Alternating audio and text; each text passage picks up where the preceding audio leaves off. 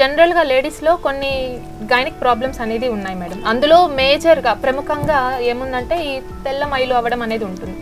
అసలు ఇంతటికి ఈ తెల్ల మైలు అనేది ఎందుకు అవుతుంది అంటే అది ఏ స్టేజ్లో అయితే నార్మల్, ఏ స్టేజ్లో అయితే అబ్నార్మల్? యాక్చువల్గా ఈ వెజైనల్ డిశ్చార్జ్ అనేది ఏంటంటే మన యోనిలోని గ్రంథాల నుంచి ఉత్పత్తి అయ్యే ఫ్లూయిడ్ని మనము వెజైనల్ డిశ్చార్జ్ అని అంటాం.